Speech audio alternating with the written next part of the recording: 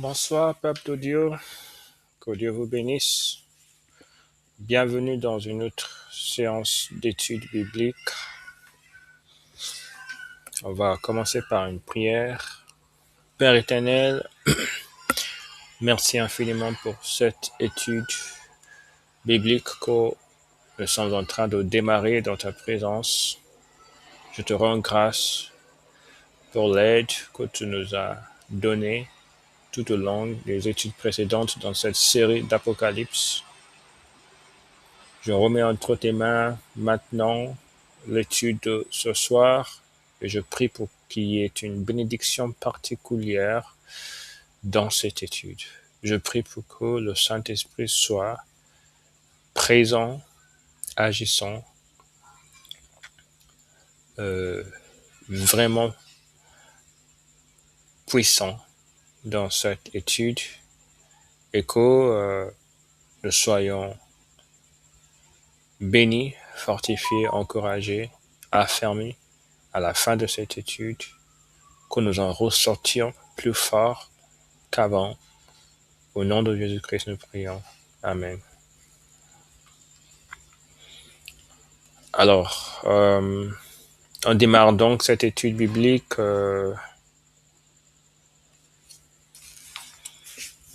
par la lecture intégrale du livre d'Apocalypse chapitre 14.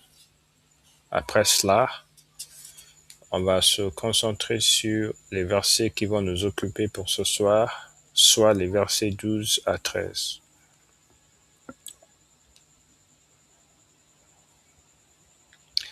Je regardai, et voici l'agneau se tenait sur la montagne de Sion, et avec lui 144 000 personnes, qui avaient son nom et le nom de son Père écrit sur leur front. Et j'entendis du ciel une voix comme un bruit de grosses eaux, comme le bruit d'un grand tonnerre, et la voix que j'entendis était comme celle de joueurs de harpe jouant de leur harpe. Et ils chantaient un cantique nouveau devant le trône et devant les 4 êtres vivants et les vieillards, et personne ne pouvait apprendre le cantique si ce n'est les 144 000 qui avaient été rachetés de la terre. Ce sont ceux qui ne se sont pas souillés avec des femmes, car ils sont vierges. Ils suivent l'agneau partout où il va. Ils ont été rachetés d'entre les hommes comme des prémices pour Dieu et pour l'agneau. Et dans leur bouche, il ne s'est point trouvé de mensonge, car ils sont irrépréhensibles. Je vis un autre ange qui volait par le milieu du ciel, ayant un évangile éternel pour l'annoncer aux habitants de la terre, à toute nation, à toute tribu, à toute langue et à tout peuple.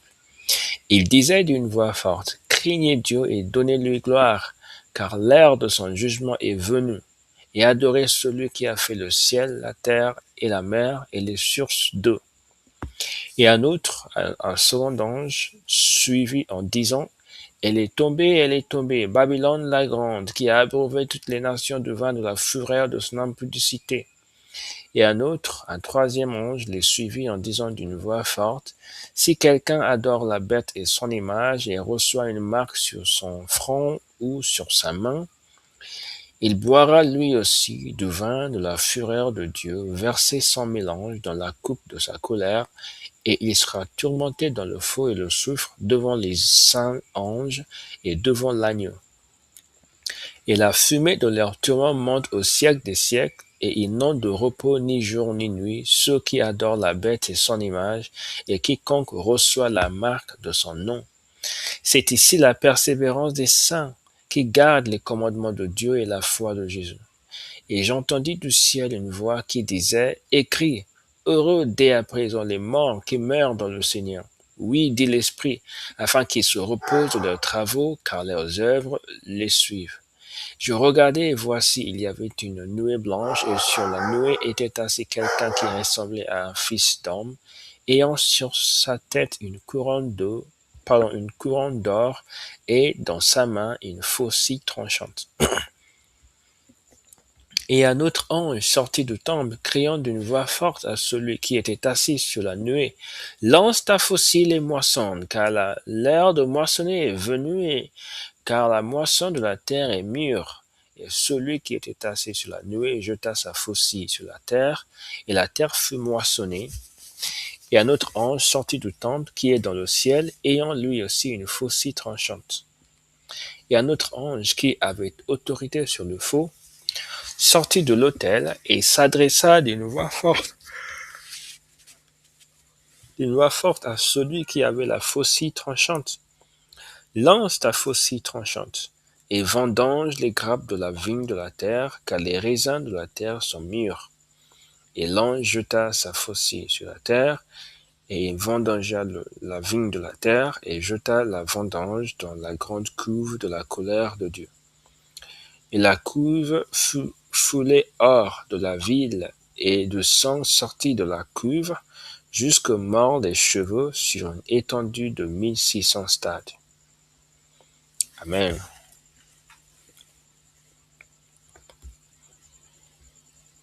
Donc, on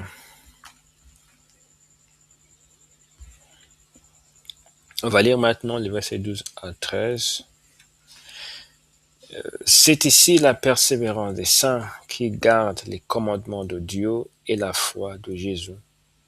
Et j'entendis du ciel une voix qui disait, heureux dès à présent les morts qui meurent dans le Seigneur, afin qu'ils ils se reposent de leurs travaux, car leurs œuvres les suivent. Amen. Donc, aujourd'hui, on va faire une méditation sur le sujet de la persévérance des saints, qui est un sujet clé dans ce passage à l'étude aujourd'hui. C'est ici la persévérance des saints qui gardent les commandements de Dieu et la foi de Jésus. C'est ce qui est écrit dans le verset 12. Donc, dans le verset 12, la mention est faite de la persévérance des saints. Et alors, il est dit que ceux-ci sont les personnes qui gardent les commandements de Dieu et la foi de Jésus. Être saint ne veut pas dire justement, ne veut pas juste dire que on est né de nouveau à un jour particulier, qu'on peut pointer du doigt le jour où on a donné sa vie à Jésus-Christ. Être saint signifie qu'on marche dans l'obéissance de Dieu et qu'on garde la foi de Jésus-Christ. C'est quelque chose qui doit être renouvelé continuellement par notre obéissance à Dieu. Et je trouve ici, dans ce petit passage, un enseignement crucial. On va faire beaucoup de rapprochements avec certains autres passages dans la Bible pour avoir une meilleure compréhension de certaines questions qui font parfois débat dans les milieux chrétiens. C'est un enseignement crucial. Le fait qu'être dans la persévérance signifie être dans l'observation des commandements de Dieu et dans le maintien de la foi de Jésus, la foi en Jésus. On se rappelle que dans Matthieu chapitre 24, verset 13, Jésus-Christ a dit solennellement,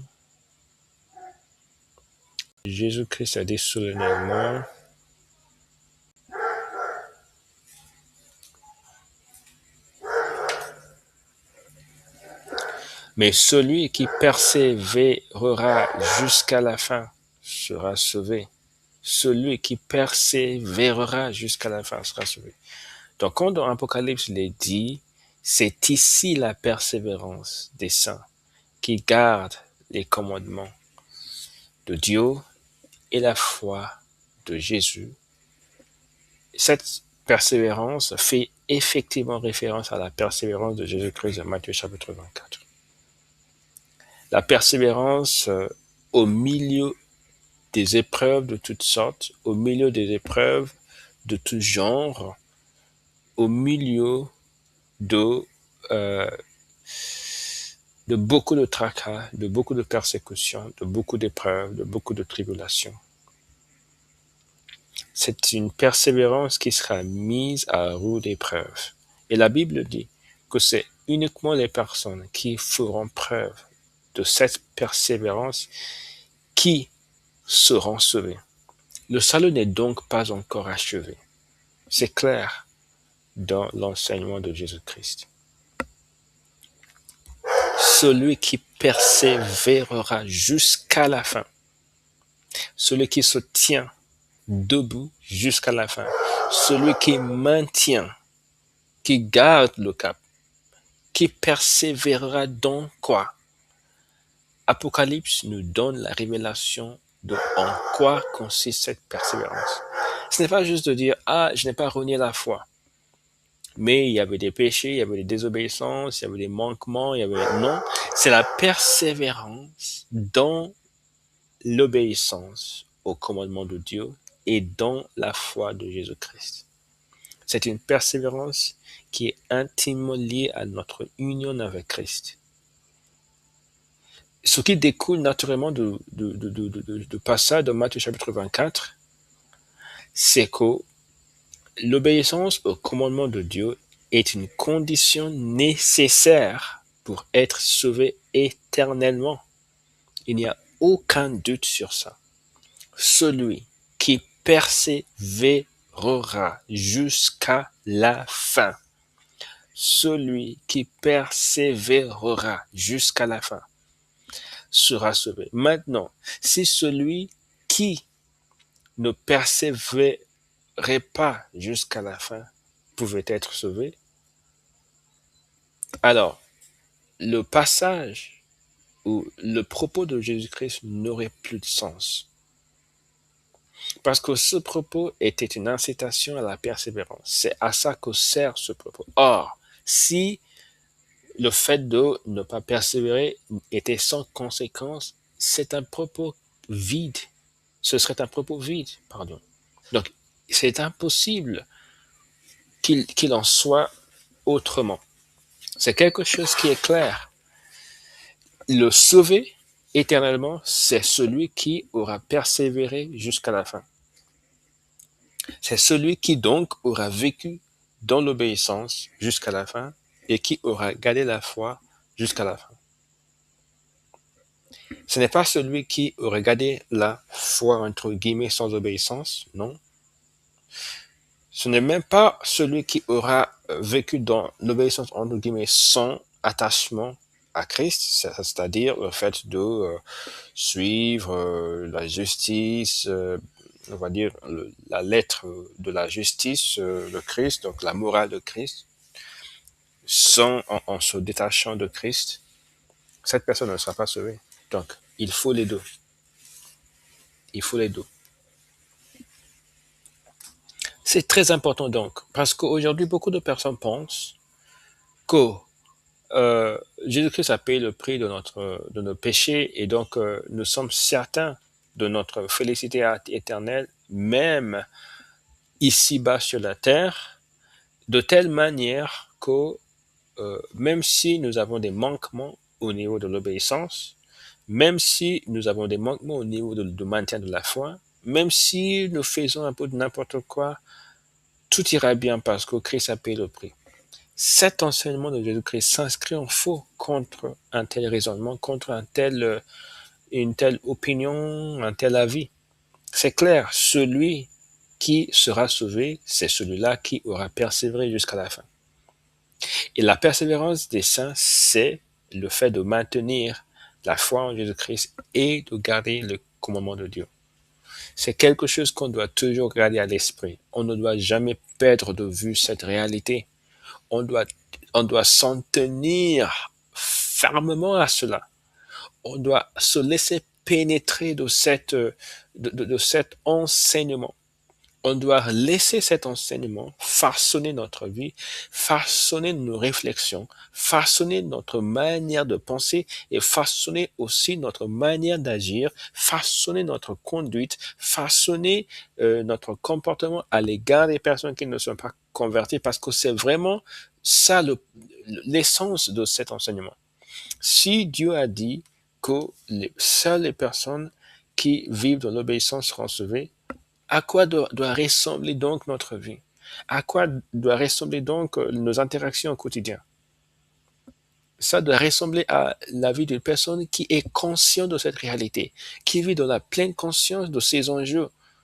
C'est-à-dire que la personne qui vit juste une vie normale, qui profite de la vie, qui passe de bons temps, de bons moments avec ses amis, et qui est content de ce que la vie lui offre, etc., et qui se soucie un peu de la justice, de la bienveillance, du fait d'être sympa, etc., du fait de ne pas blesser, de ne blesser personne, de ne pas froisser les gens, et oui, de donner à Dieu un peu d'honneur, un peu de reconnaissance et tout ça, mais de ne pas aller trop loin pour ne pas tomber dans les excès entre guillemets ou dans le fanatisme entre guillemets, etc. Cette personne-là n'est pas une personne qui vit dans la pleine conscience des enjeux de taille qui sont les enjeux de la persévérance, de l'obéissance, de la foi. Parce que c'est quelque chose qui systématiquement va affecter la manière dont on va vivre. C'est quelque chose qui va dégager une atmosphère de révérence, de recueillement, de vigilance sur soi-même. Et pour un peu illustrer davantage cet enseignement, la réalité, la véracité, le fait qu'il n'y a aucune porte de sortie, il n'y a aucune petite porte par laquelle on peut sortir pour essayer de penser autrement, pour qu'on puisse un peu alléger notre fardeau. Regardons ce que la Bible dit dans Hébreux chapitre 5, verset 9. Hébreux chapitre 5, verset 9. Il est dit, et qui, donc, parlant de Jésus-Christ, et qui, après avoir été élevé à la perfection, est devenu pour tous ceux qui lui obéissent, l'auteur d'un salut éternel. Jésus-Christ est devenu pour tous ceux qui lui obéissent. C'est pas pour tout le monde. C'est pas pour toute personne qui se nomme chrétien. C'est pas pour toute personne qui appelle, qui invoque le Seigneur, mais c'est pour toute personne qui lui obéisse. Il est devenu l'auteur d'un salut éternel. Il est devenu l'auteur d'un salut éternel. Il est devenu l'auteur d'un salut éternel. Pour qui? Pour toute personne qui lui obéisse. Le salut éternel est donc réservé uniquement aux obéissants. Le salut éternel, encore une fois, on ne parle pas de salut de salut au moment de le recevoir, ni de salut au moment de maintien. Le salut, on reçoit le salut, on le maintient et on l'achève quand on se sera rendu au tribunal de Christ. Donc, c'est quelque chose qui doit être achevé. On a reçu ça, mais c'est quelque chose qui doit être gardé, qui doit être maintenu, parce que c'est quelque chose qui se perd, qui est possible de perdre, qu'il est possible de perdre. C'est quelque chose qu'on peut perdre. Le Saint-Esprit est donné aux personnes qui obéissent à Dieu. Actes chapitre 5, verset 32.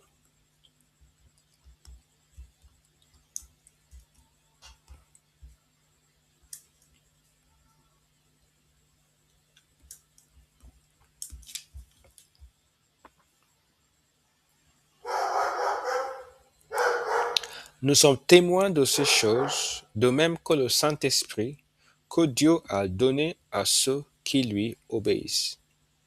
Il faut donc examiner sa vie.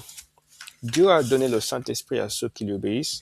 Le Saint-Esprit est donné aux personnes qui obéissent à Dieu et il ne demeure que chez les personnes qui lui obéissent. Parce que c'est illogique que Dieu donne le Saint-Esprit aux personnes qui lui obéissent et que le Saint-Esprit reste encore chez ces personnes si elles tombent dans une vie de désobéissance, si elles tombent dans la désobéissance, etc. C'est illogique. Le Saint-Esprit est donné à des personnes qui obéissent et il demeure uniquement chez les personnes qui obéissent. On doit donc examiner sa vie et être sûr de son obéissance à la parole de Dieu. Jésus-Christ a laissé enseignements, beaucoup d'enseignements sur la manière dont nous devons nous conduire. Il a dit aimez vos ennemis, priez pour ceux qui vous persécutent, etc., etc. Il a dit de ne pas se venger soi-même, de laisser la vengeance à Dieu. Il a dit qu'il ne faut pas juger autrui, mais qu'il faut se juger soi-même. Il a dit qu'il faut juger selon la justice. Il a dit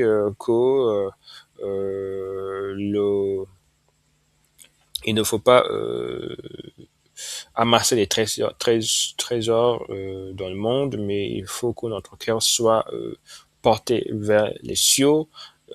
Il a dit que pour le suivre, il faut renoncer au monde, renoncer à sa propre vie et se charger de sa croix, etc. Il y a beaucoup d'enseignements de Jésus-Christ. Et ces enseignements, ce sont des préceptes qu'il faut suivre. Ce n'est pas des belles choses qui ont été prononcées à un moment donné par quelqu'un qui sait parler, mais qui sont un peu au-dessus de nos têtes, qui sont à une hauteur particulière qu'on ne pourra jamais atteindre. Non, ce n'est pas ça. C'est quelque chose, Jésus-Christ a dit clairement qu'il faut les obéir. On va voir ça juste dans les Écritures qui vont suivre. Dans Jean chapitre 14, versets 15 à 16. Jean 14, 15 à 16. C'est très important qu'on prenne conscience de cette réalité. La prise de conscience, c'est le premier pas vers l'action. Jean 14, versets 15 à 16 et ensuite 22 à 23. Si vous m'aimez, gardez mes commandements, et moi je prierai le Père, et il vous donnera un autre consolateur, afin qu'il demeure éternellement avec vous. Moi je prierai le Père, et il vous donnera un autre consolateur, afin qu'il demeure éternellement avec vous. Je prierai le Père, et il vous donnera un autre consolateur, afin qu'il demeure éternellement avec vous.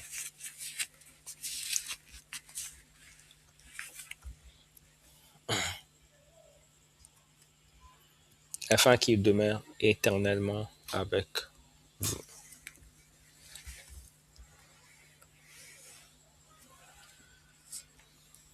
Donc, gardez mes commandements et je vous donnerai le consolateur. Obéissez et je vous donnerai le consolateur, le Saint-Esprit. C'est très clair que le Saint-Esprit n'est pas donné à quiconque, à qui que ce soit, à n'importe qui. Il est donné aux personnes qui obéissent à Dieu. Il est donné toujours aux personnes qui obéissent à Dieu. Il y a l'enseignement de la parole sur cette question, c'est très clair. Le Saint-Esprit n'est pas le partage de n'importe qui. Le Saint-Esprit, c'est le don de Dieu que Dieu fait aux personnes qui osent vivre dans l'obéissance. Il est le don de Dieu que Dieu donne aux personnes qui osent vivre dans l'obéissance. On doit donc se poser cette question. Je me dis avoir le Saint-Esprit et faire beaucoup de choses par sa puissance, mais est-ce que je l'ai vraiment? Parce que si je ne vis pas dans l'obéissance, forcément, je n'ai pas le Saint-Esprit. Et ça, c'est une vérité effroyable. Je répète ce que je dis. Si je ne vis pas dans l'obéissance, forcément, je n'ai pas le Saint-Esprit. Parce que le Saint-Esprit est donné, selon Jésus-Christ, aux personnes qui gardent les commandements de Dieu. Le fait de garder les commandements de Dieu, c'est le fait de persévérer. C'est indissociable. Dans le verset 22 à 23, encore, Jude, non pas l'Iscariote, lui dit, « Seigneur, d'où vient que tu te feras connaître à nous et non au monde ?» Jésus lui répondit, « Si quelqu'un m'aime, il gardera ma parole, et mon Père l'aimera. Nous viendrons à lui, et nous ferons notre demeure chez lui. le Dieu fait son demeure, pas juste chez toute personne qui se nomme chrétien, pas toute personne qui est née de nouveau, pas chez toute personne qui donne des dîmes, des offrandes ou n'importe quelle somme d'argent à l'église, pas chez toute personne qui juste aime Dieu mais sans obéissance, ce qui est faux, parce que Dieu ne reconnaît pas d'amour qui ne s'inscrit pas dans une vie de l'obéissance. C'est pas possible pour Dieu. Donc tout ça pour dire tout simplement que la persévérance équivaut à l'obéissance, à la foi, à l'obéissance plus la foi. Qui va persévérer? Une fois sauvé, toujours sauvé, c'est tout à fait faux. Une fois sauvé, n'est pas toujours sauvé, mais vivre dans la persévérance, vivre dans l'obéissance et la foi, c'est persévérer jusqu'à l'obtention de la vie éternelle, en fin de compte. Encore dans Matthieu chapitre 28, verset 19 à 20, on voit que Dieu met l'accent sur l'obéissance à travers Jésus-Christ.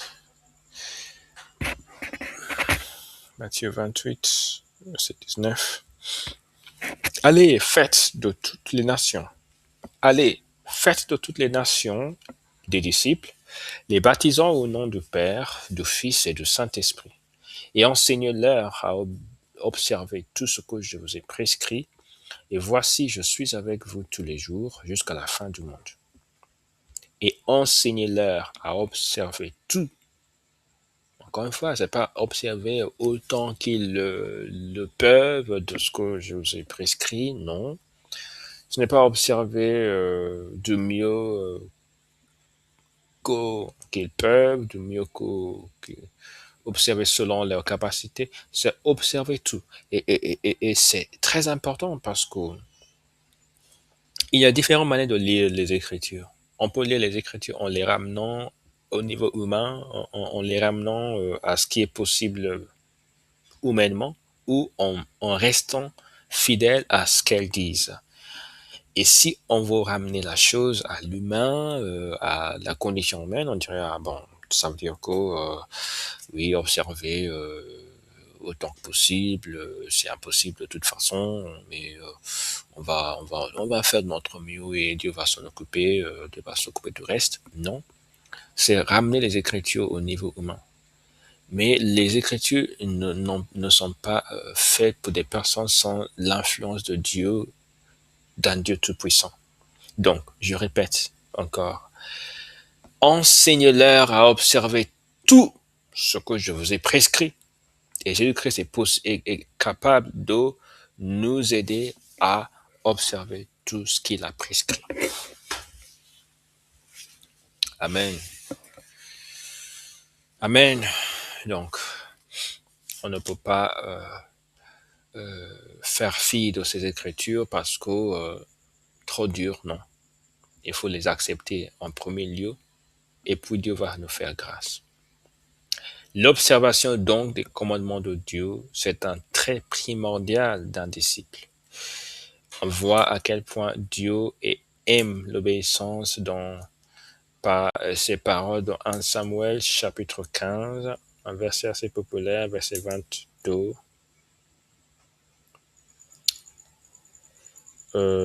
Samuel dit, l'Éternel trouve-t-il du plaisir dans les holocaustes et les sacrifices comme dans l'obéissance à la voix de l'Éternel? Comme dans l'obéissance à la voix de l'Éternel? Comme est-ce qu'il trouve de plaisir dans les holocaustes et les sacrifices comme dans l'obéissance à la voix de l'Éternel? Voici l'obéissance vaut mieux que les sacrifices et l'observation de sa parole vaut mieux que la graisse des béliers. Amen.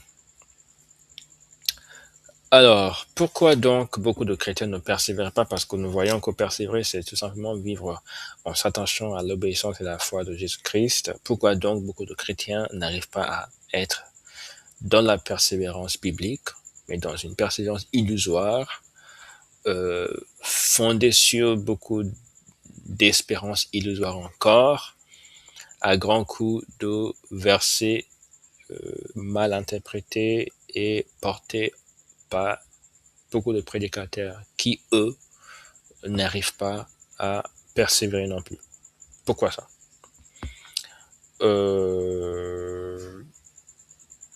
Pourquoi? Premièrement, une première chose à considérer, c'est que ces chrétiens n'ont pas renoncé à leur propre volonté et donc ne peuvent pas suivre Dieu entièrement, ne peuvent pas suivre Dieu dans une entière obéissance. Être chrétien, être disciple de Jésus-Christ signifie renoncer à sa propre volonté. Vraiment.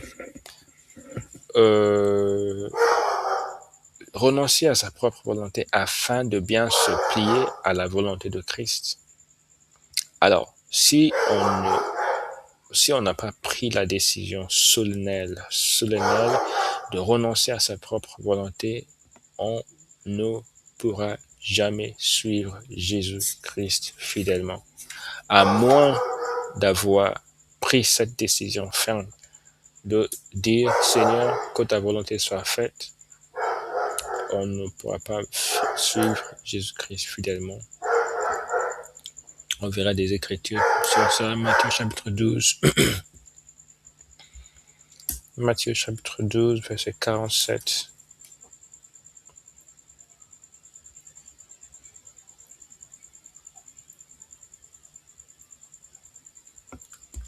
Quelqu'un lui dit, voici ta mère et tes frères sont dehors et ils cherchent à te parler. Mais Jésus répondit à celui qui le lui disait, qui est ma mère et qui sont mes frères? Puis étendant la main sur ses disciples, il dit, voici ma mère et mes frères. Car celui qui fait la volonté de mon Père qui est dans les cieux, celui-là est mon frère et ma sœur et ma mère. Celui qui fait la volonté de Dieu, c'est la personne que Jésus-Christ reconnaît. La personne que Jésus-Christ reconnaît. La personne qui fait la volonté de Dieu. Dans Matthieu chapitre 7,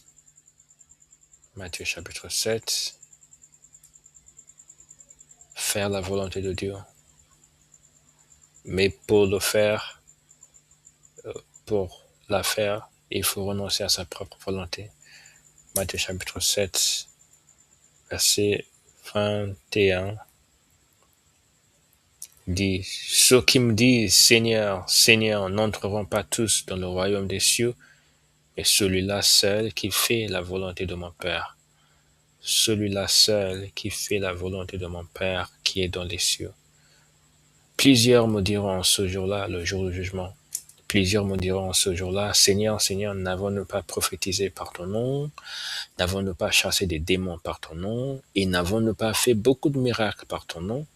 Alors je leur dirai ouvertement, je ne vous ai jamais connu, retirez-vous de moi, vous qui commettez l'iniquité.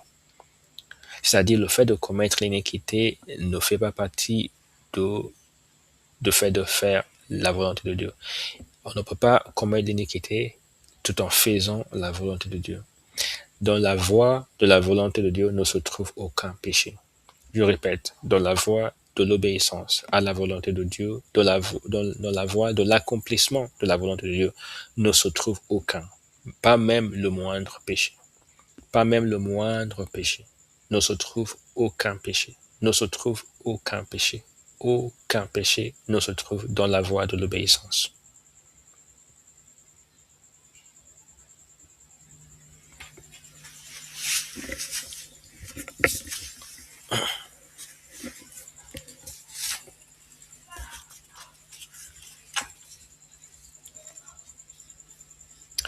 Donc, le fait de ne pas renoncer à sa propre volonté, c'est une faute extrêmement grave qui a abîmé la vie chrétienne de beaucoup de personnes. On doit en arriver à un point dans sa marche avec Dieu où on dit, Seigneur, de tout mon cœur et par la grâce que tu m'as donnée et je t'en supplie de m'en donner plus de grâce. Je me plie devant toute ta volonté par ta grâce. Je ne connais pas toute la volonté de Dieu, je ne discerne même pas toute la volonté de Dieu, mais quelle qu'elle soit, à condition que ce soit vraiment ta volonté, je m'y plie. C'est tout ce que Dieu veut. Il veut juste ce cœur sincère qui dit ça. Pour le reste, il va s'en occuper. Il a la capacité à nous amener dans la progression de l'obéissance et tout ça. Mais il veut que d'un cœur tout à fait sincère, d'un cœur tout à fait dévoué, d'un cœur tout à fait attaché à Christ, d'un cœur plein d'amour pour Christ, un cœur qui respecte Christ plus que toute autre chose. Il veut qu'on dise, Seigneur, que ma volonté ne se fasse pas, mais que la tienne se fasse toujours. C'est ce qu'il vaut. C'est ce qu'il vaut. Il ne nous demande pas d'être des personnes incroyables, mais il veut juste la sincérité et il va s'occuper du reste. Dans Luc chapitre 9, on voit une illustration.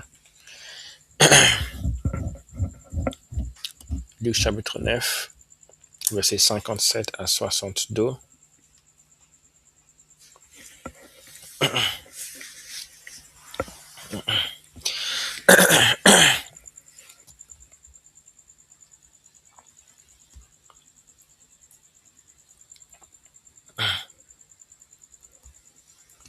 Pendant qu'ils étaient en chemin, un homme lui dit, Seigneur, je te suivrai partout où tu iras. Jésus lui répondit, les renards ont des tanières et les oiseaux du ciel ont des nids, mais le Fils de l'homme n'a pas un lieu où il puisse reposer sa tête. Il dit à un autre, suis-moi. Et il répondit, Seigneur, permets-moi d'aller d'abord ensevelir mon Père. Mais Jésus lui dit, laisse les morts ensevelir leurs morts, et toi, va annoncer le royaume de Dieu. Un autre dit, je te suivrai, Seigneur, mais permets-moi d'aller d'abord prendre congé de ma maison. Jésus lui répondit, quiconque met la main à la charrue et regarde en arrière n'est pas propre au royaume de Dieu. Donc, Jésus-Christ a appelé ces personnes à le suivre et ils ont commencé à donner des excuses. Et si on regarde les excuses, on pourrait dire humainement que oui, ce sont des excuses qui ne sont pas mauvaises. Le fait de ensevelir son père, c'est une chose grave. Le fait de prendre congé, juste de prendre congé, on va revenir. Mais Jésus-Christ, il illustre quelque chose de la suprématie de la volonté de Dieu sur toute autre chose. Et ça doit être le fil conducteur qui guide toutes nos décisions. Que disent les Écritures? Que disent les Écritures? Que disent les Écritures? Ça doit être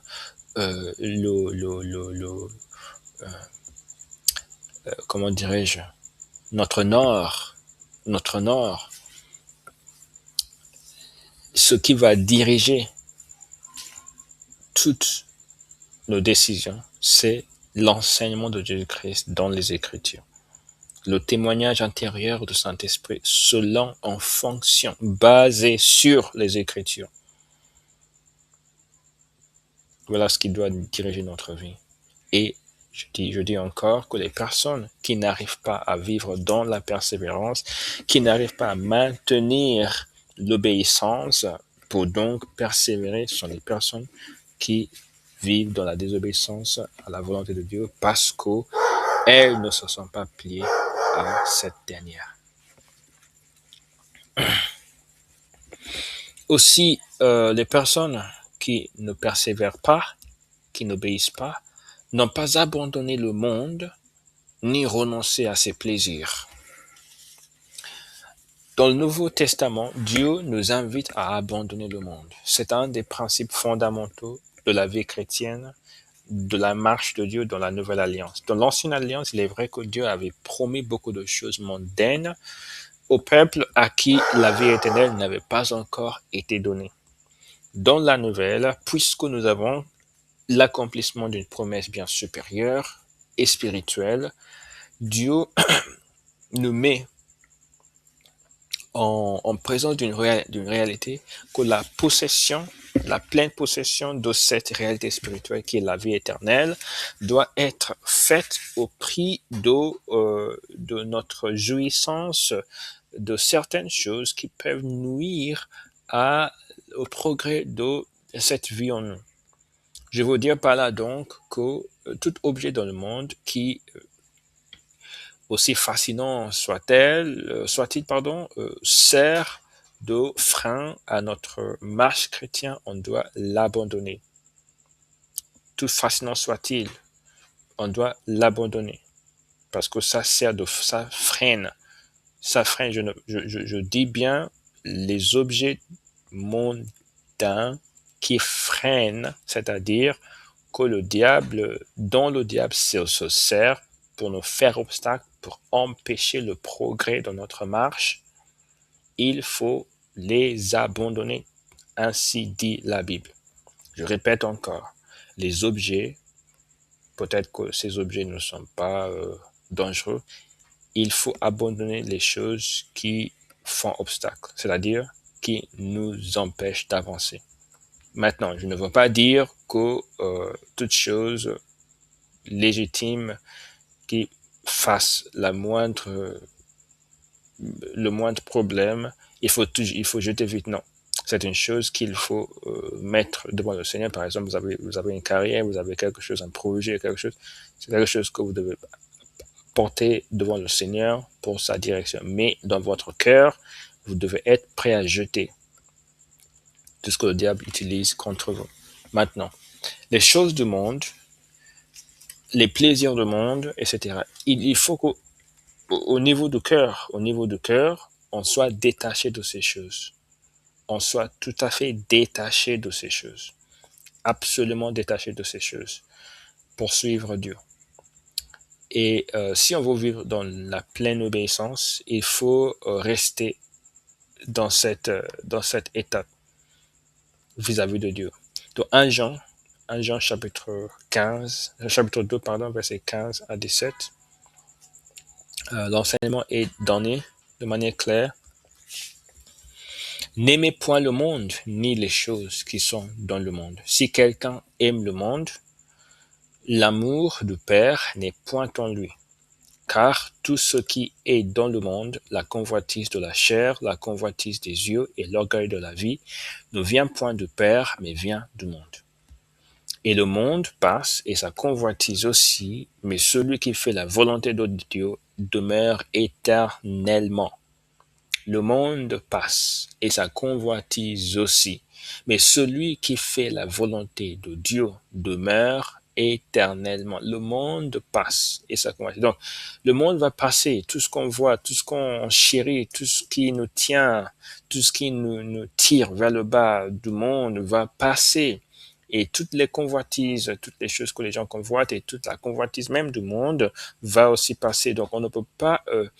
on ne peut rien bâtir de concret, de solide, de spirituel sur le monde.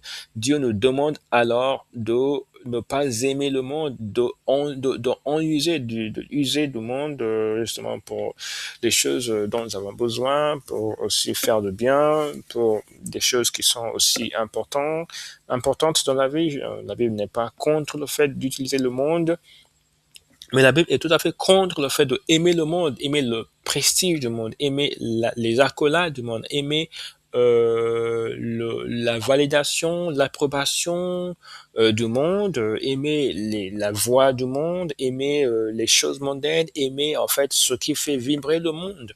Dieu est tout à fait contre ça. Il est absolument, nettement à 100% contre ça. Et Dieu dit en fait ici, et je répète, pour que la chose distille vraiment dans notre tête, dans notre pensée, dans notre cerveau, il est dit, quiconque aime le monde n'a point l'amour du Père. Si quelqu'un aime le monde, l'amour du Père n'est point en lui. Donc si moi, Michel, je veux vraiment garder la flamme de l'amour de Dieu, je ne dois pas aimer le monde, je ne dois pas aimer les choses mondaines, toutes ces choses, on doit juste ne pas tous les aimer.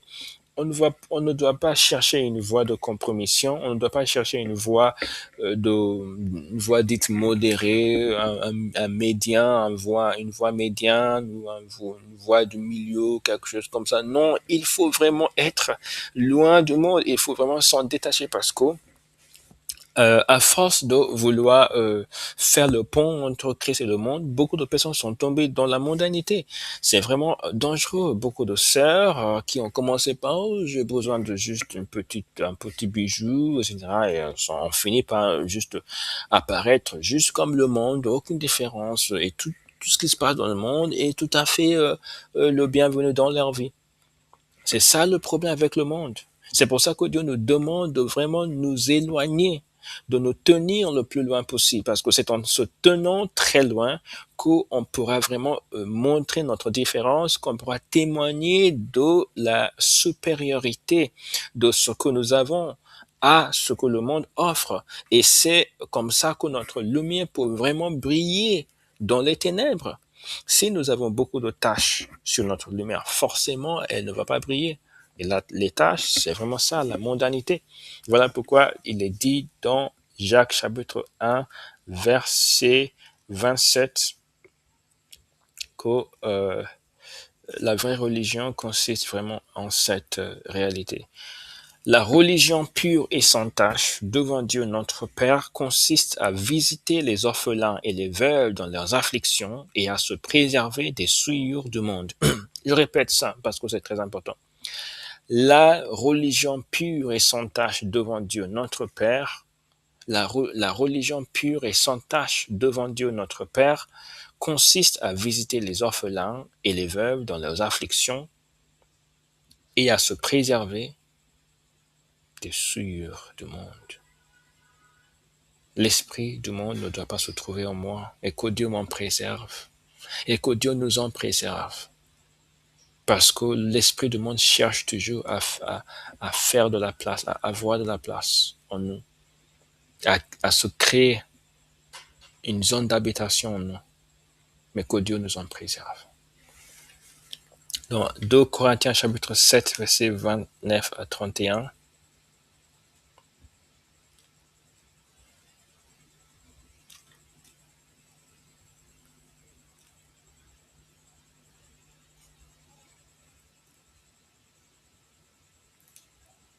un Corinthiens, pardon.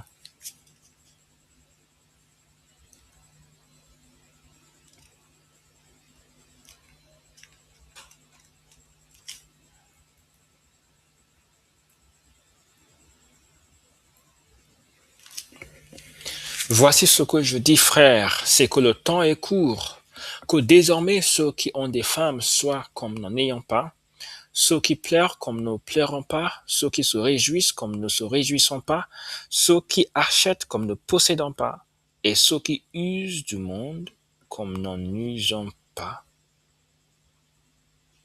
Est-ce que ceux qui usent du monde soient comme n'en usons pas? Car la figure de ce monde passe. Troisième point, pourquoi les chrétiens, n'arrivent pas à persévérer dans l'obéissance et dans la foi? Bien parce qu'ils ne prient pas comme il le faut, parce qu'ils ne prient pas comme il le faut. Luc chapitre 22. Bonsoir frère. Bonsoir, mon frère. Ah, ravi, Je veux pas interrompre. ravi de te voir aujourd'hui. Ça fait plaisir. Pareillement. Je veux pas interrompre, désolé. Ah, pas de problème. Donc, on est sur Apocalypse chapitre 14, verset 12 à 13. C'est ça, le verset de l'étude. Et maintenant, je suis sur un point. Pourquoi les chrétiens n'arrivent pas à persévérer, c'est-à-dire rester dans l'obéissance et la foi de Jésus-Christ. Le troisième point, c'est qu'ils ne veillent pas il ne prie pas comme il le faut.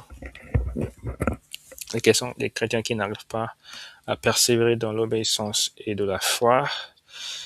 Troisième point, il ne veille pas, il ne prie pas comme il le faut. Dans Luc chapitre 22, verset 40, frère Everett, tu peux nous lire ça? Luc 22, verset 40. Ok.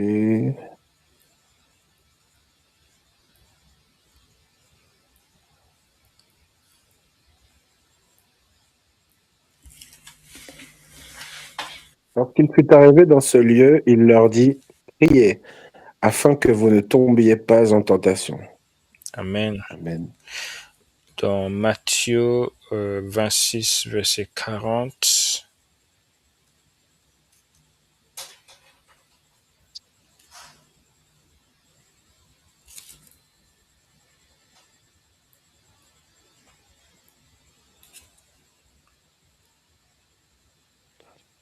Il vint vers les disciples qu'il trouva endormis, et il dit à Pierre, vous n'avez donc pas pu veiller 1 heure avec moi? Veillez et priez, afin que vous ne tombiez pas dans la tentation. L'esprit est bien disposé, mais la chair est faible. Amen. Amen. Donc, en rapport avec la persévérance, tu as quelque chose à ajouter?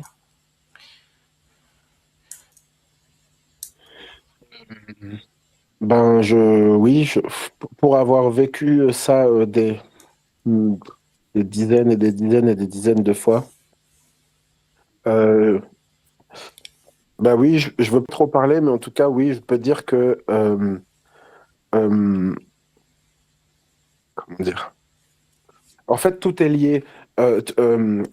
La finalité, enfin, les choses sont très claires ici, comme partout dans la parole, mais voilà, la finalité de l'endormissement vient d'un enchaînement de petites choses qui n'ont pas été, si je puis dire, faites, mais même au-delà du faire, euh, qui n'ont pas été écoutées ou reçues par l'Esprit.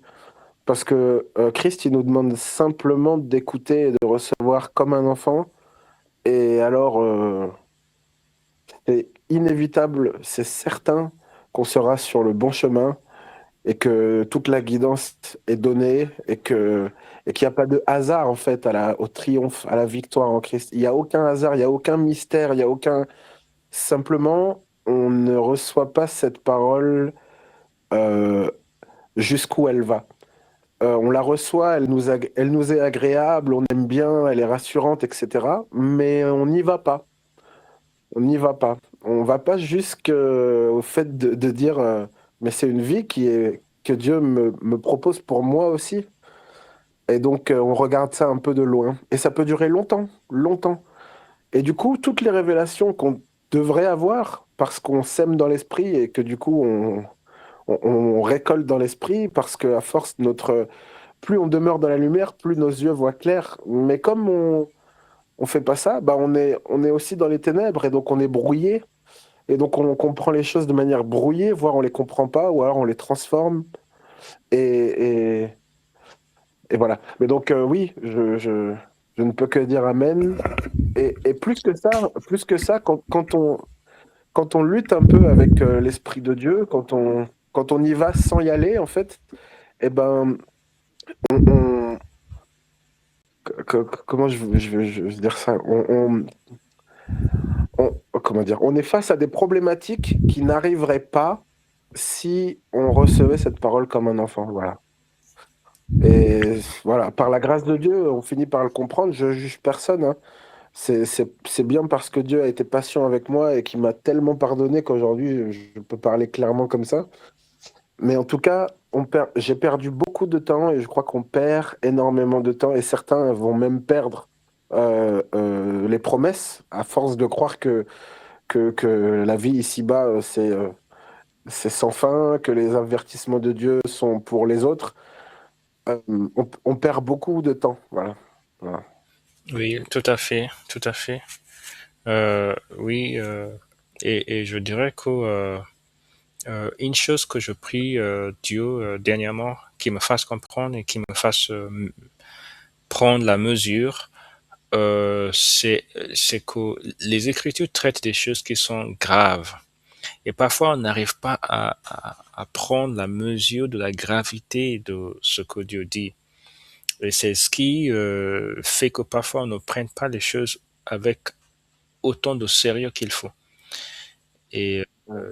quand Jésus-Christ a parlé à Pierre du fait qu'il allait renier, etc., il ne pouvait même pas imaginer cela arriver. C'était pour lui inconcevable. Il avait tout quitté pour lui. Comment, au dernier moment, il allait renier. Donc, il avait juste pris les choses tout à fait à la légère, et cela lui est arrivé. Et parfois, on a aussi cette tendance de la chair de ne pas prendre. Quand Jésus-Christ il est allé auprès des disciples leur dire de veiller une heure. On dit une heure, bah, on va juste prier une heure, c'est pas. Donc c'est comme si, imaginons que par exemple quelqu'un me dit Michel, prie une heure ce soir. Je peux avoir tendance dans la chair, d'accord, de me dire j'ai beaucoup prié normalement, etc.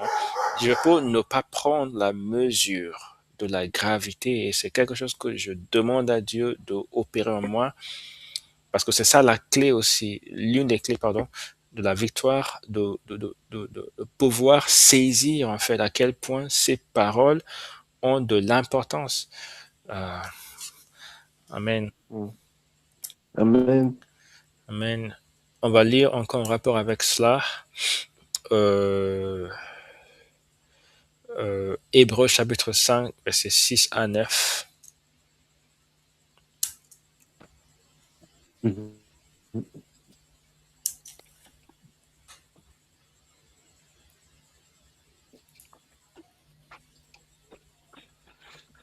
Alors,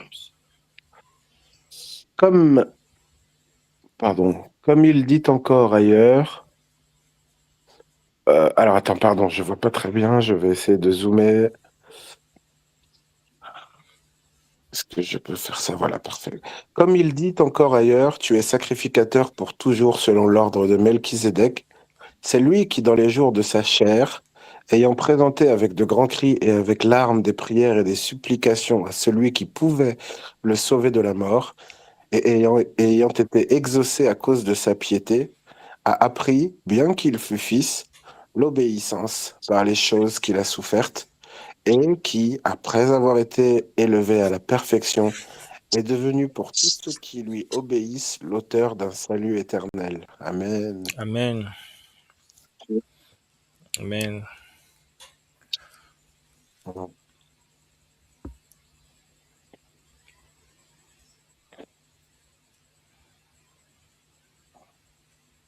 Mm.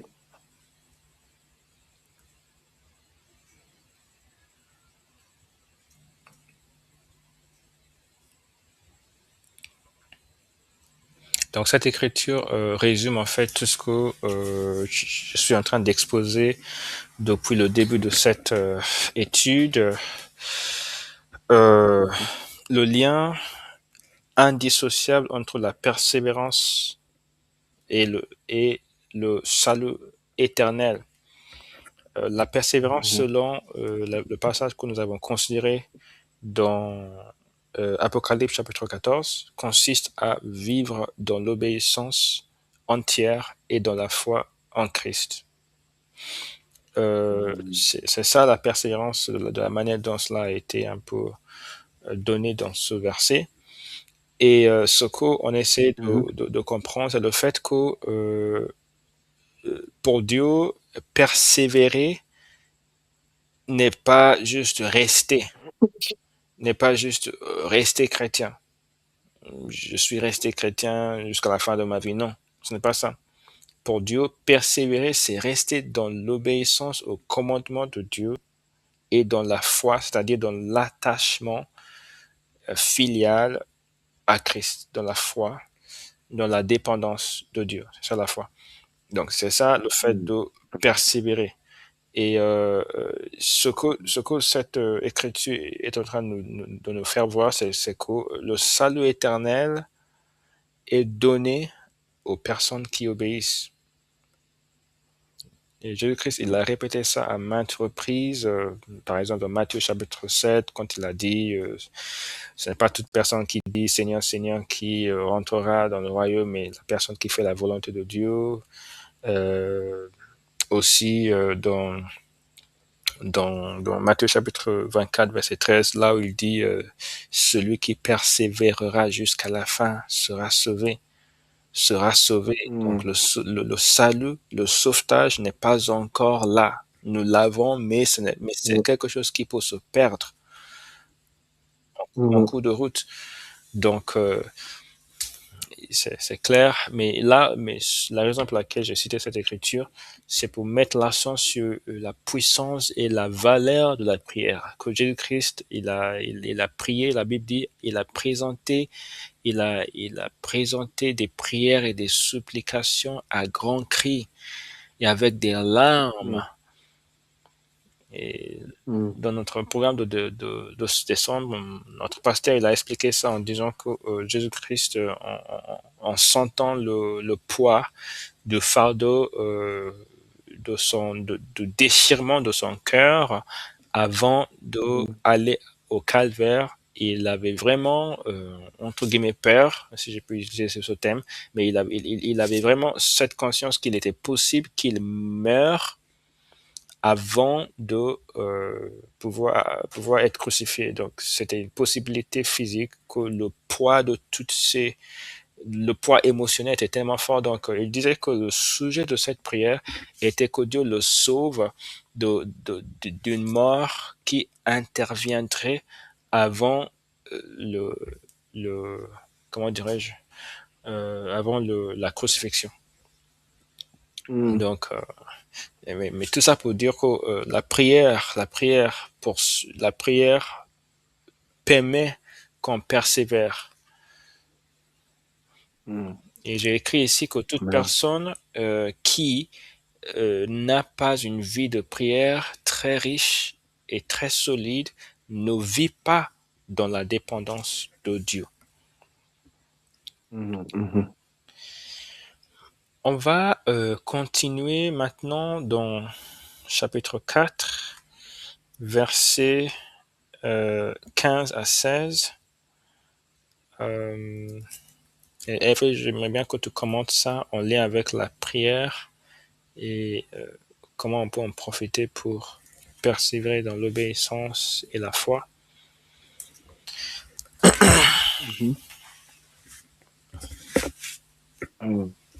Car nous n'avons pas un souverain sacrificateur qui ne puisse compatir à nos faiblesses.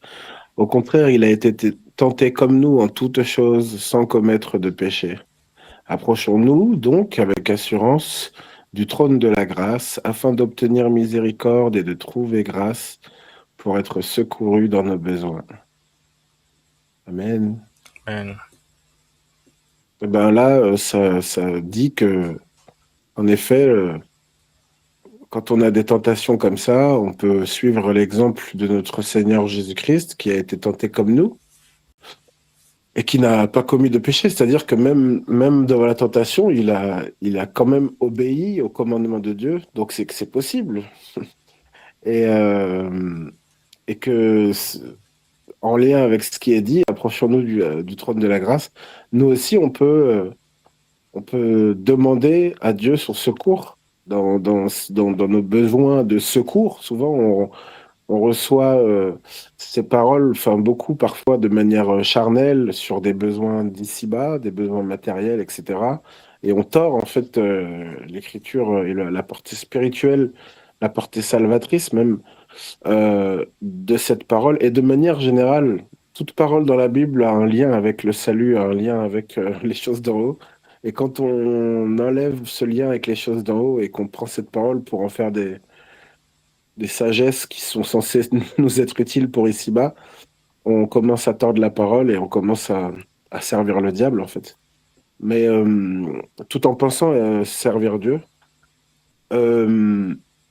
Donc voilà, les choses là sont un vrai encouragement. Et encore une fois, cette parole, elle, comment dire, elle est pleinement reçue. Mes brebis entendent ma voix et elles me suivent. elle sera pleinement reçue par quelqu'un qui reçoit cette parole comme un enfant et qui ne s'est pas laissé endurcir par les séducteurs de ce monde, les faux prophètes, par son propre cœur, sa propre convoitise, etc. Et voilà, mais ce sont de très belles paroles, c'est vrai, hein. Ce sont de très belles. On peut s'y fier, quoi. C'est vraiment, c'est merveilleux d'avoir des paroles qui nous sont données comme ça. Voilà. Oui, Et voilà. Après, c'est mettre en pratique en confiance, quoi. Voilà. Voilà. Ça paraît simple. Mais- absolument. Oui. Et beaucoup de chrétiens, en vrai, nous tous, nous avons tous des témoignages de l'accomplissement de cette écriture dans notre vie à différents moments. Euh, oui, c'est, c'est le combat spirituel, c'est dans le fait de toujours avoir recours à Dieu. C'est-à-dire que on a tous des témoignages, mais est-ce que dans chaque moment où il nous le faut, on le fait? Cette constance dans cela, c'est ce qui va faire la différence entre les chrétiens qui vont réussir, entre guillemets, ou qui vont... euh, le mot biblique, c'est... qui vont vaincre, oui. Qui vont Ouais. vaincre, oui. Donc, entre les chrétiens qui vont vaincre et les personnes qui, malheureusement, ne vont pas vaincre. Ok, Mhm. donc c'est ça. Donc les trois points, pourquoi les chrétiens n'arrivent pas à persévérer. Premier point, le fait de ne pas renoncer à sa propre volonté. Deuxième point, le fait de ne pas abandonner le monde et les plaisirs du monde. Troisième point, le fait de ne pas veiller et de ne pas prier comme il nous le faut. Ok, maintenant on va Mhm. aller au verset 13 d'Apocalypse pour la dernière partie de cette étude d'aujourd'hui. Apocalypse 13, pardon, Apocalypse 14, verset 13.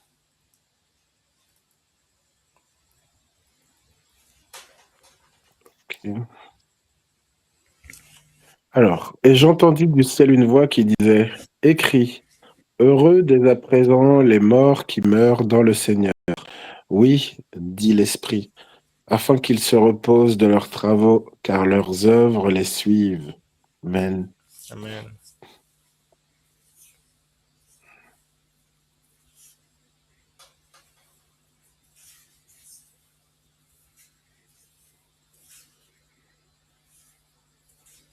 Mhm. Gloire à Dieu. Amen. Tu as quelque chose à en dire? Non, c'est ouais, je lis ça comme un encouragement et puis une confirmation de beaucoup de choses qui sont dites ailleurs et tout ça. Euh, Ce que Dieu nous demande de faire, donc travailler au champ, on va dire ça comme ça, travailler à son champ, est vu, est attendu, est voulu et heureux ceux qui ont œuvré, en fait, qui ont déjà reçu la vie qui est dans le Fils et qui ont œuvré par cette vie pour travailler au champ, participer en fait, en effet, au plan de Dieu de leur vivant. Parce que voilà, ils vont avoir la finalité, quand bien même c'est la mort, et d'ailleurs c'est la mort, quelle que soit comment elle survient, euh, la finalité derrière ça, après ça, est grande quoi pour eux. Voilà, ils se reposeront, ils vont hériter de tout un tas de promesses quoi. Oui. Dieu se souviendra, leurs œuvres les suivent. Je le vois comme Dieu se souviendra de ça quoi. Voilà. Mhm. Tout à fait. Oui.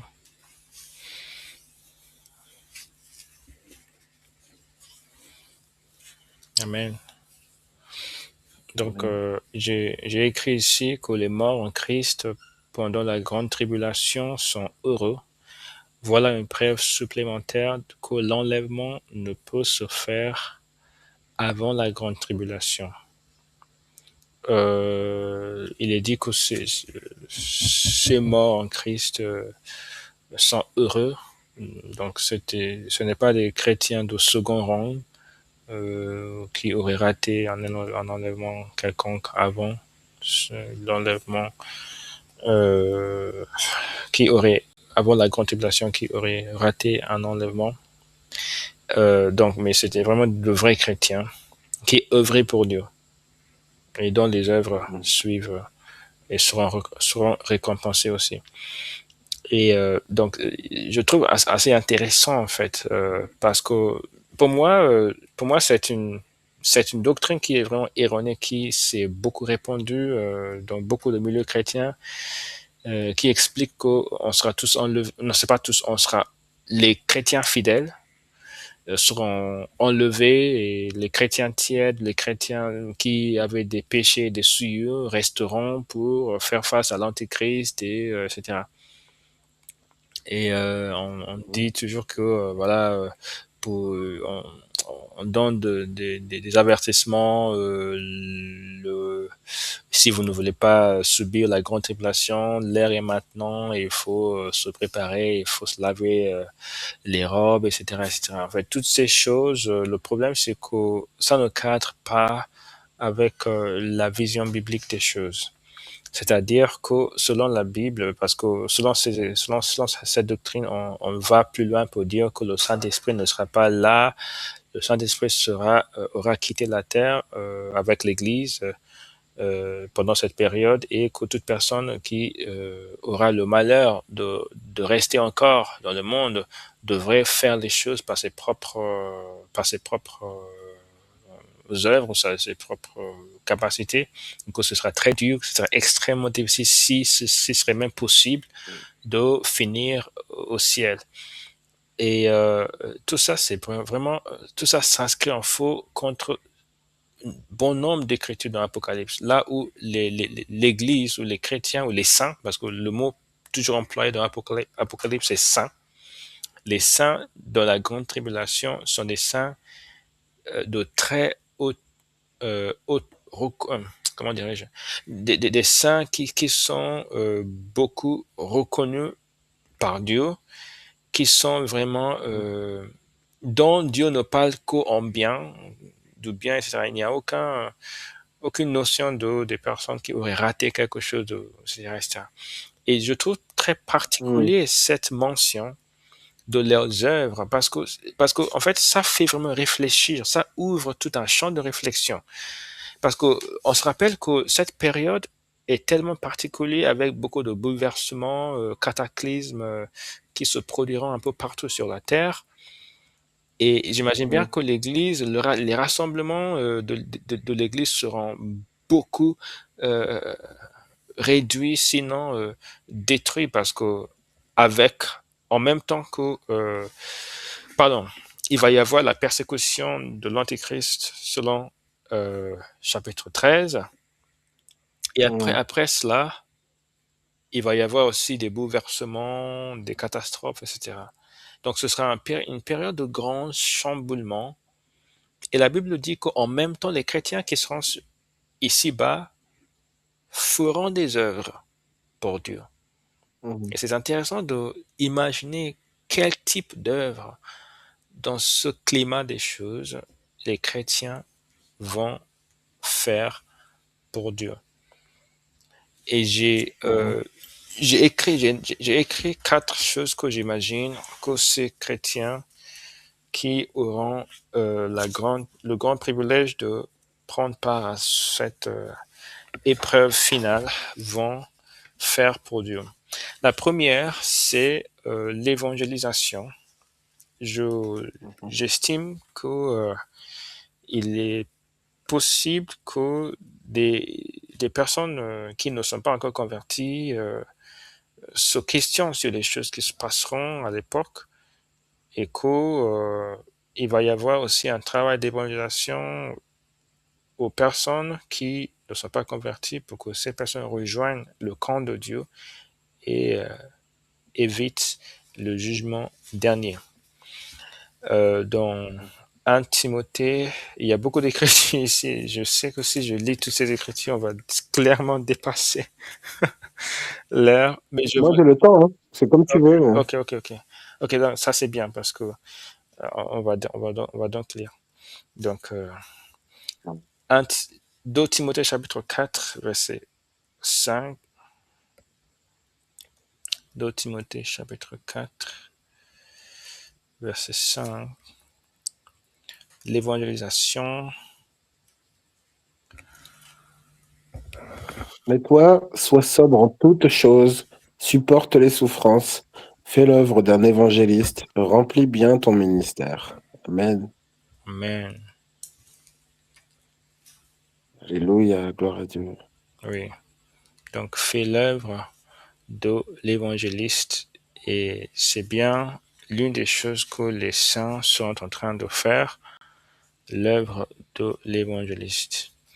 Donc, on va un peu en profiter pour se rappeler les choses importantes au niveau de l'évangélisation. On a besoin de ces rappels parce que parfois, euh, ce n'est pas facile de continuer sans encouragement. Actes chapitre 8, verset 1 à 4. Ok, hop. Saül avait apporté le meurtre d'Étienne et Approuvé. il y eut en ce jour-là. Pardon? Approuvé la meurtre. Et j'ai dit quoi? Vous avez dit apporter. Ah, pardon. Saül avait approuvé le meurtre d'Étienne. Il y eut ce jour-là une grande persécution contre l'église de Jérusalem, et tous, excepté les apôtres, se dispersèrent dans les contrées de la Judée et de la Samarie. Des hommes pieux ensevelirent Étienne et le pleurèrent à grand bruit. Saül, de son côté, ravageait l'église, pénétrant dans les maisons. Il en arrachait hommes et femmes et les faisait jeter en prison. Ceux qui avaient été dispersés allaient de lieu en lieu, annonçant la bonne nouvelle de la parole. Philippe, étant descendu dans la ville de Ok, Samarie, y prêcha le Christ. merci. Amen. Oui, vous avez quelque chose à dire.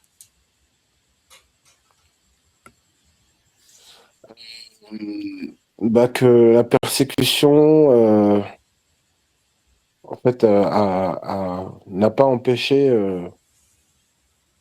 l'œuvre de Dieu de continuer. Je n'irai pas jusqu'à dire au contraire, mais en tout cas, euh, Elle a aussi propulsé l'œuvre en quelque sorte parce que les chrétiens étaient un peu plus circonscrits autour de Jérusalem pendant cette période et la persécution les a dispersés pour leur permettre d'atteindre d'autres régions, d'autres endroits. d'accord. Hmm. C'est ainsi que Philippe, Ceux qui avaient été, oui, ouais, oui, oui, c'est ça, oui. Ceux qui avaient été dispersés allaient de lieu en lieu annonçant la bonne nouvelle de la parole. Oui, donc voilà, c'est comme si à partir du moment où quand il n'y a plus rien, si je puis dire, qui nous tient, si je puis dire, et ben en fait, il n'y a plus qu'une chose à faire, ce pourquoi notre cœur bat quelque part, oui, voilà quoi. Ouais. absolument oui, c'est vrai. C'est tout à fait vrai et vous avez raison.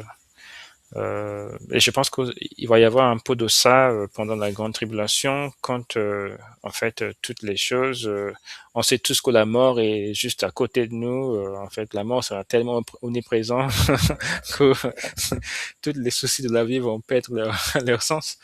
Et Ouais, voilà, ouais, ça va aussi, je pense, contribuer à ces œuvres que les saints feront. Et on doit aussi, oui, oui, oui, par la grâce de Dieu, on doit aussi s'inspirer, même si on n'est pas dans cela, mais le fait de lire ça et de voir que oui, il y a eu ça, ça doit aussi nous inspirer de notre côté à faire plus pour Dieu. Lorsqu'on est dans le travail, beaucoup de choses deviennent possibles. Les témoignages ne oui. peuvent se faire que lorsque nous nous mettons à l'action. C'est C'est vrai. C'est vrai, c'est juste comme ça. Ce n'est même pas. c'est juste normal. C'est-à-dire, par exemple, même dans les choses qui ne sont pas de Dieu, si vous avez des idées, etc., et que vous ne faites rien, vous n'aurez rien, tout simplement. Et Oui, oui, oui. de la même manière, si Dieu nous a mis quelque chose à cœur, à faire pour lui, si Dieu nous a dit allez prêcher, c'est vrai que beaucoup de personnes sont réfractaires, beaucoup de personnes vont juste reprocher, rabaisser, etc. Mais il va y en avoir peut-être un pour qui en fait ce message était destiné à ce moment-là. Et honnêtement, Mhm. c'est comme ça que les témoignages fusent. Et on a eu Mhm. un dimanche exceptionnel dans notre église dimanche dernier, et il y avait un intervenant d'un un intervenant britannique euh, qui a qui a parlé, et il a raconté un témoignage qui m'a vraiment touché particulièrement. Il a dit que parce qu'il était évangéliste et il prêche, donc il était en France à l'époque, et il avait beaucoup prêché un peu partout, d'une personne à l'autre. Il avait fait beaucoup d'évangélisation à beaucoup de personnes qu'il était vraiment tellement fatigué. Et Mhm. il est tellement fatigué il a mis son chapeau et ses écouteurs juste un peu pour, ne- juste pour se, comment dirais-je, pour se, pour S'isoler, quoi. s'isoler exactement. Oui, merci beaucoup. Pour s'isoler, etc. Mhm. Et arrivé un moment, une femme juste derrière lui lui a dit j'aime ton t-shirt parce qu'il avait une affiche quelque chose comme, je crois, j'aime Jésus, quelque chose comme ça. J'ai oublié ce qui était affiché sur son chemise. C'est pas une chemise, c'était un poule avec ça. Donc, Mhm. il a dit, ok, ok. Il voulait juste parler à personne et il a continué. Mhm. Mais il était dans un aéroport et il savait que le Saint-Esprit l'incitait, le poussait oui, à engager la conversation avec la femme, mais il n'avait pas du tout envie de ça. Et quand Mhm. ils ont embarqué l'avion, voilà que cette femme, son siège était juste à côté de lui. Donc Mhm. c'était impossible pour lui d'échapper à cette occasion. Et il a donc commencé à lui prêcher, etc. Et elle lui a confié qu'en fait, elle venait de, la famille venait de perdre son fils qui s'est suicidé Mhm. juste récemment, et ils étaient tellement dans l'angoisse, dans l'incompréhension, etc. Ils étaient tellement frustrés. Et elle avait dit qu'il n'y avait personne qui avait pu vraiment euh, apporter de, le type de soulagement que lui, il a pu Mhm. offrir. Et elle a pris ses coordonnées, son email, etc. Et même si il avait invité cette femme dans cet avion à se repentir et à croire en Jésus-Christ, mais elle ne se sentait pas prête. Mais quelques semaines plus tard, elle lui a envoyé un email en lui disant que elle et son mari avaient décidé de se repentir, de suivre Jésus-Christ. C'était vraiment incroyable. Mhm. Et ça m'a vraiment Mhm. donné la chair de poule parce que une telle opportunité, c'est incroyable. Mhm. Et Dieu, Mhm. oui, donc c'est quand on passe à l'action que Dieu va faire ce que lui seul sait faire. Amen, amen. Gloire à Dieu. Amen. Donc on va lire Matthieu chapitre 9, versets 36 à 38, encore sur l'évangélisation. Mhm.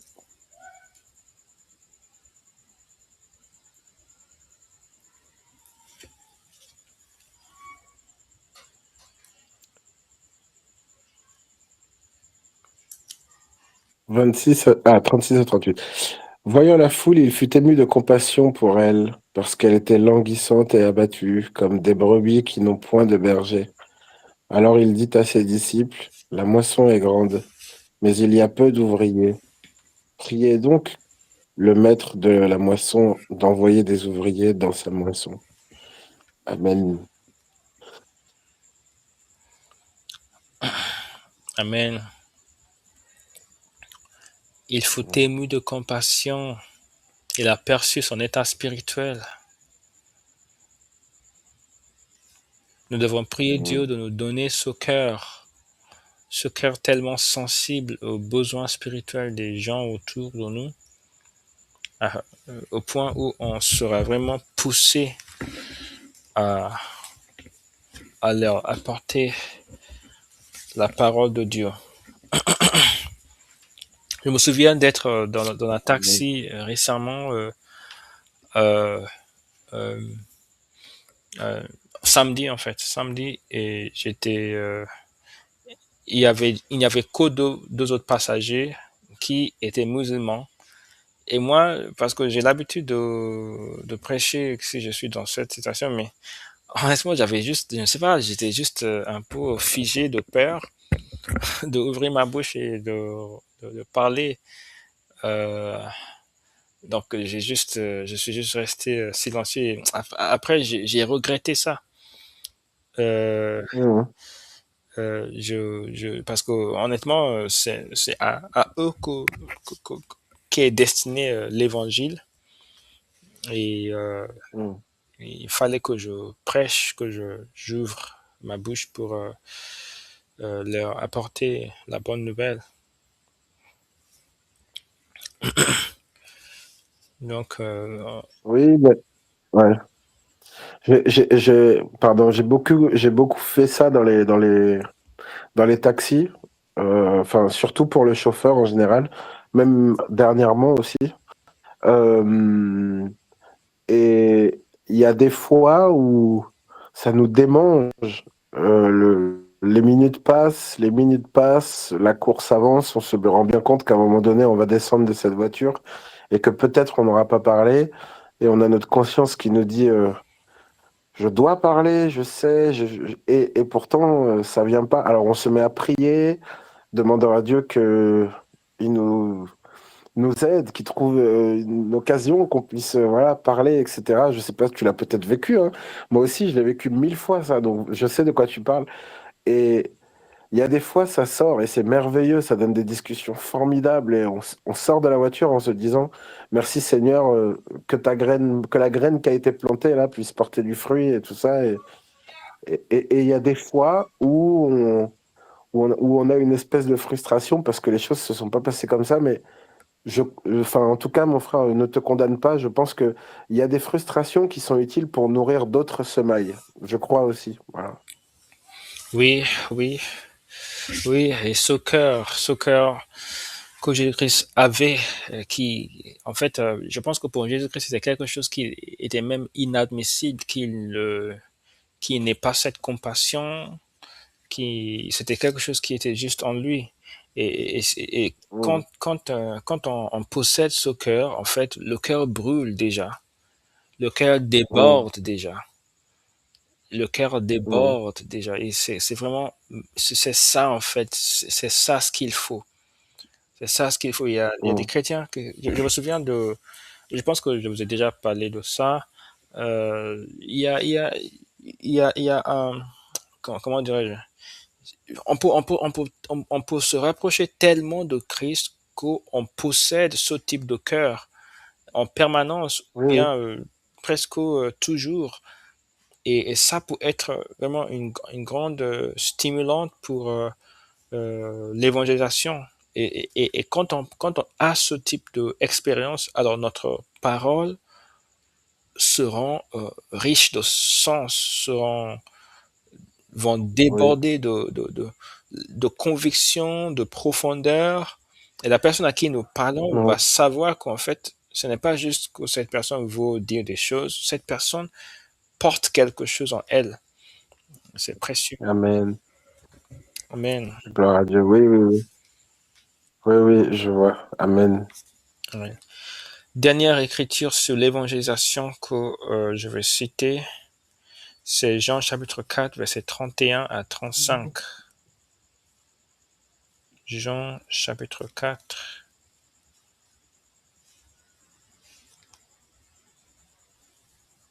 verset 31 à 35.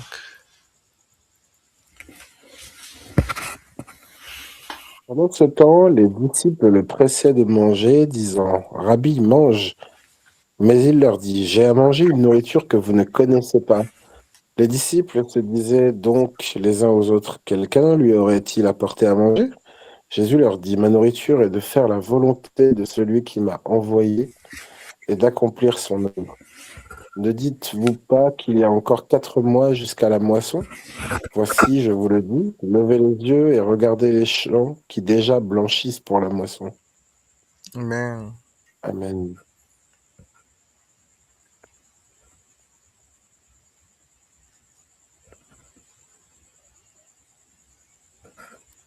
Ma nourriture est de faire la volonté de celui qui m'a envoyé et d'accomplir son œuvre. En l'occurrence, cette volonté, cette œuvre, à ce moment-là, c'était vraiment l'évangélisation. Quand il était auprès de cette femme samaritaine qu'il avait abordée et à qui il avait demandé de lui donner à boire. Et Mhm, les disciples, l'ayant vu avec la femme, étaient un peu surpris parce qu'il avait faim et ils étaient allés lui acheter à manger.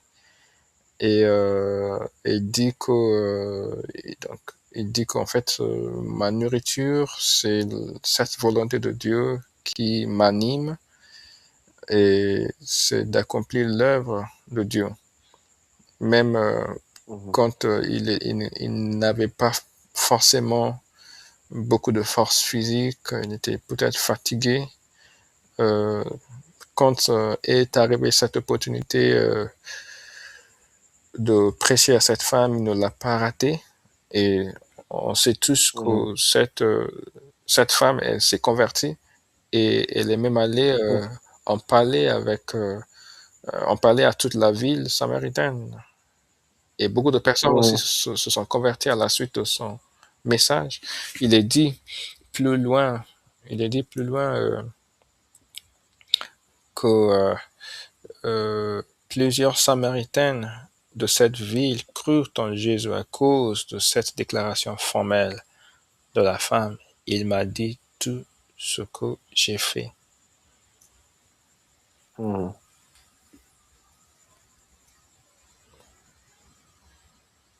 Et un beaucoup plus grand nombre crut quand Jésus-Christ lui-même leur a prêché. Donc c'est incroyable Mhm, l'enchaînement des événements mhm, les unes avec les autres qui vont conduire au salut de beaucoup de personnes. Et nous avons tous mhm. un rôle à jouer. Alors, Amen. deuxième activité ou deuxième œuvre que j'imagine que les saints pendant cette période seront en train de faire, c'est l'encouragement. L'encouragement, l'encouragement mutuel. Je vais lire très vite des Écritures. Hébreux chapitre 3, verset 2 à 14, frère Evie. Hébreux 3, 2 à 14. On a beaucoup lu cette écriture quand on faisait Hébreux.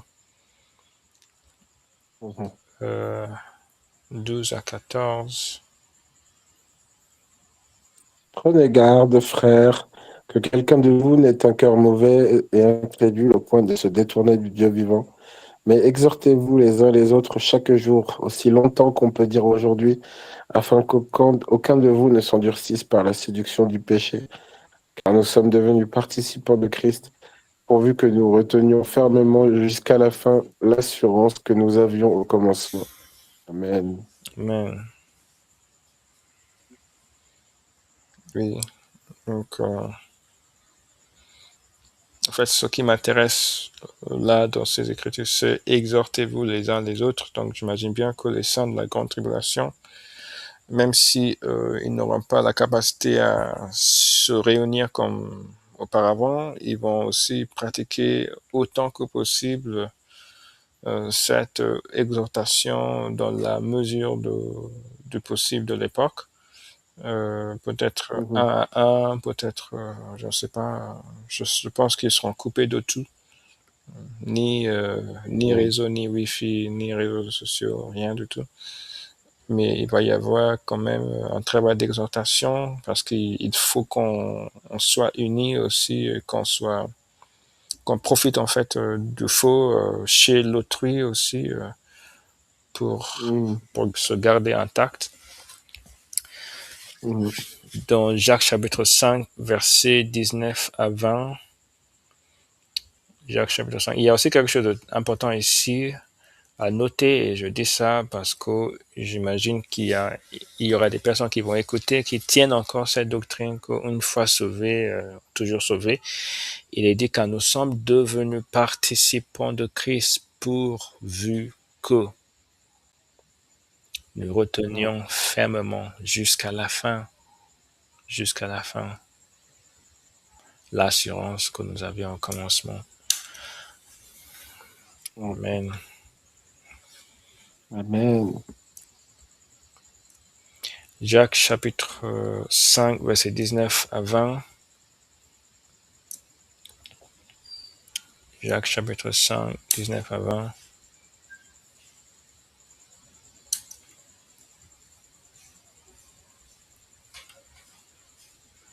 Mes frères, si quelqu'un parmi vous s'est égaré loin de la vérité et qu'un autre l'y ramène, qu'il sache que celui qui ramènera un pécheur de la voie où il s'était égaré sauvera une âme de la mort et couvrira une multitude de péchés.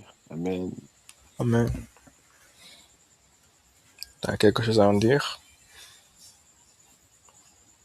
Ben, je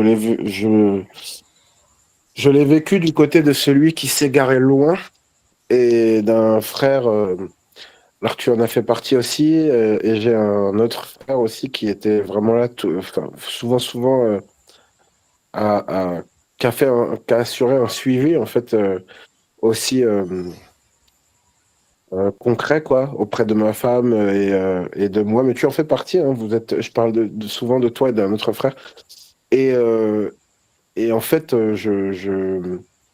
enfin, ça amène d'autres choses. C'est aussi une parole qui dit le Fils de l'homme a le pouvoir de pardonner les péchés. Nous, on a en héritage le fait de pouvoir pardonner aussi les péchés.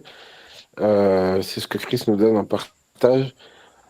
Pardonner les péchés, c'est un encouragement à revenir à Christ. C'est comme faire un miracle. C'est c'est- c'est comme voilà, comment dire, répondre à un besoin, comment dire, qu'aurait une personne sur le moment.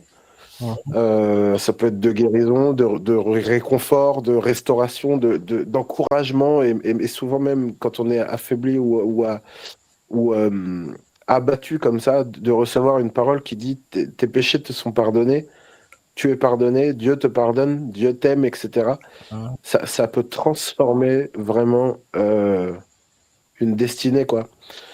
Parfois, on est abattu, on est conscient de notre péché, mais on se sent plus bas que terre. Et une parole qui dit que Dieu te pardonne et il t'attend et il t'appelle, etc.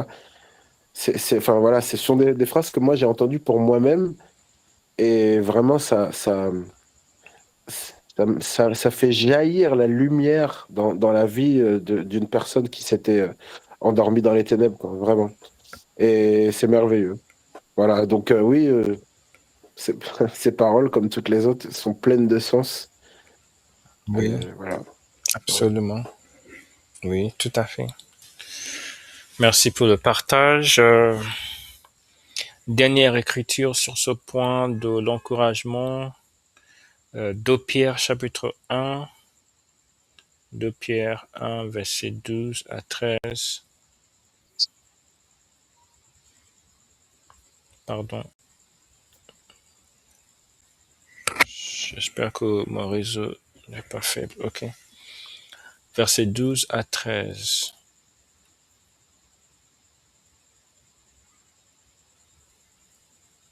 Pardon. Voilà pourquoi je prendrai soin de vous rappeler ces choses, bien que vous les sachiez et que vous soyez affermis dans la vérité présente. Et je regarde comme un devoir, aussi longtemps que je suis dans cette tente, de vous tenir en éveil par des avertissements. Amen. Amen.